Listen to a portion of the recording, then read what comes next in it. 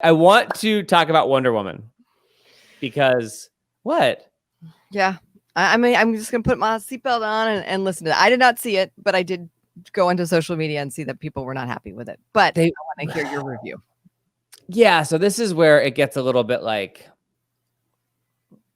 half and half, right? Because people were not super pleased about it, but also I think it showcased DC like in the best way possible, right? Like we haven't seen DC showcased in a movie in this way. And I don't think a very long time. They were in the Metro. They were at the Landmark Mall. They were in Georgetown. They were by the monuments. They were at the waterfront. They were at Watergate. What? In the 80s. In the 80s, but they were here then. So they were here in the 2000s, but they were filming in the 80s. It was some time travel situation. Yes.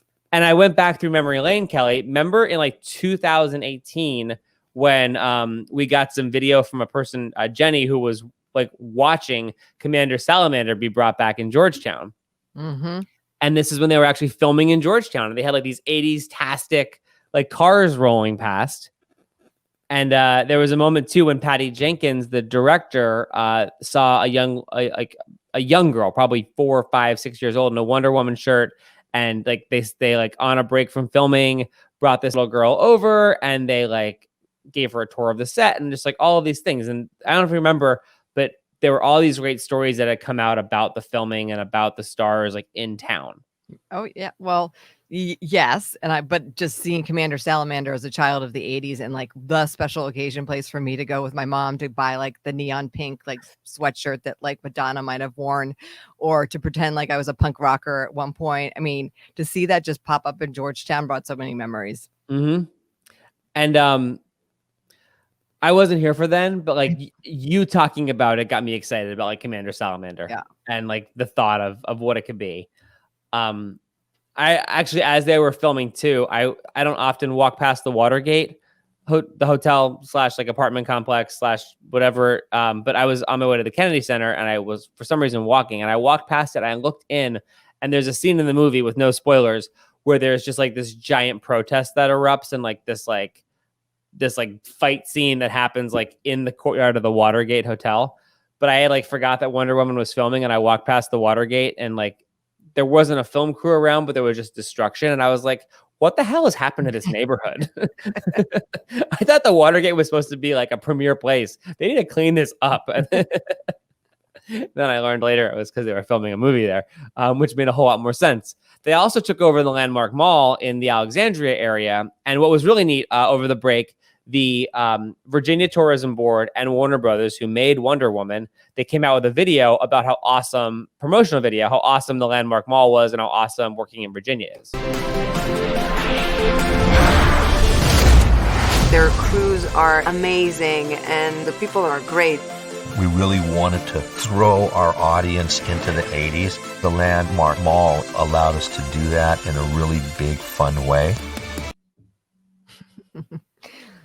Nothing says 1980s, but like a mall like that. That's really cool. But Tommy, I love the throwback to DC, and I see what you're trying to do here. But overall, like what I don't understand, and I have not seen Wonder Woman, but I've seen the social media posts. People were a little disappointed. Is it because we are too over entertained? Like we've had Tiger King and Queen's Gambit, and I don't know, binge watching all these shows that maybe our bar is like way high. Oh. And like maybe 2018, Tommy and Kelly would have really loved Wonder Woman. So that's what I'm just asking you. So not to spoil anything, but Wonder Woman did kill Carol Baskin's husband. So you should just know that. Tying it all together. Totally.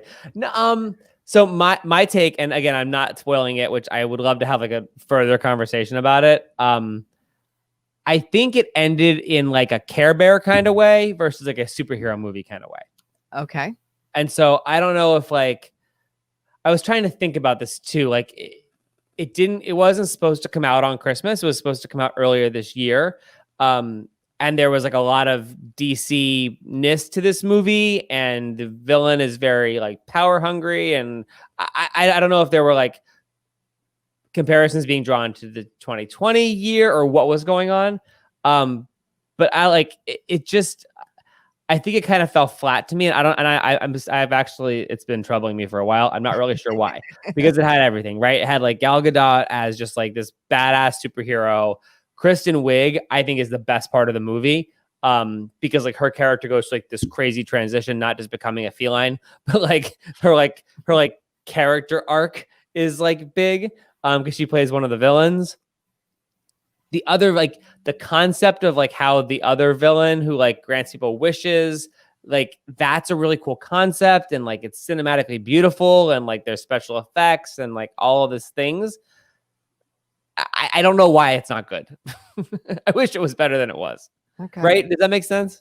Yeah, I will get back to you on that. It's on the list. We probably won't get to this weekend, but we'll hit it. And I really hate to like talk crap about it, because like the Wonder Woman franchise is so important, and I think it's cool that it happened in DC, and that like they shot here, and they helped. It's such a beautiful love letter to DC, but at the same time, like I just wanted it to be a little more like the first one. Gotcha. Well, the sequel oftentimes is not as good as the first one. That's true. The sophomore slump happens with records all the time. Happens with music. Yep. Now, there's also a Linda Carter cameo in it that I'm not going to give away. Oh boy. So there's that too. I did not know that.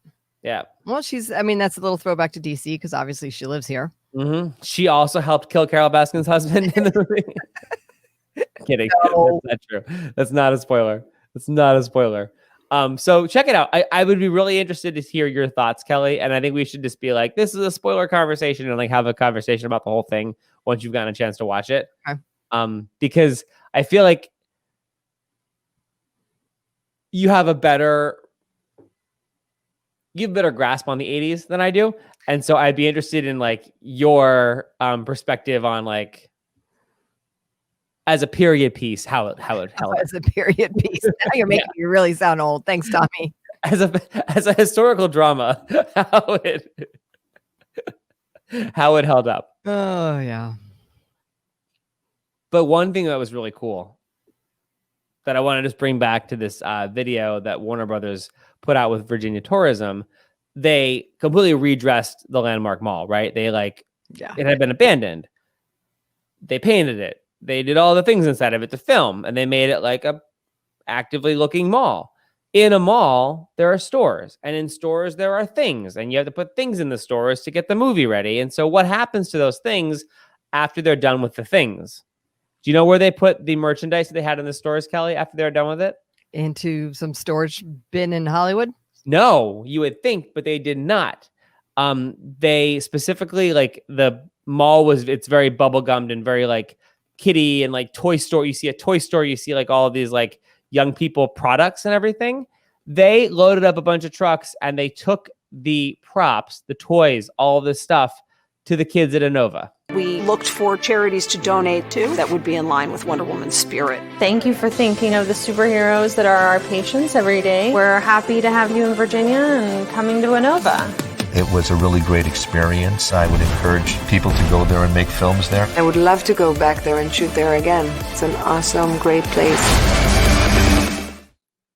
How cool is that? That's really cool. Very cute. Well done. Yeah. So this is why you're wrestling with it, because they did all these great things, but the movie was schmeh. I hear you. Yes, exactly. I feel like if we lived in Toledo, I would have hated it. But we live here, so I'm like, Wonder Woman was awesome, but I'll fight you if you say no. Oh, that's a really cute story. And then the drum, the Virginia is for Lovers drum, the prop from the movie, is going to be displayed in Old Town Alexandria. And then the local Old Town businesses put together like Wonder Woman menus, and they want to like have people come and like support. So like, it just keeps getting better. So by the end of this conversation, I'm going to be like rooting for this thing to win Best Picture at the Oscars, because guys, darn it, they did a great thing. Way to go. Maybe it'll win Best Props. Right? Yeah, I'm in on that. Best collaboration with local businesses to help restaurants. Right. There we go. It's a new category. Way to go, Wonder Woman. Way to make it happen.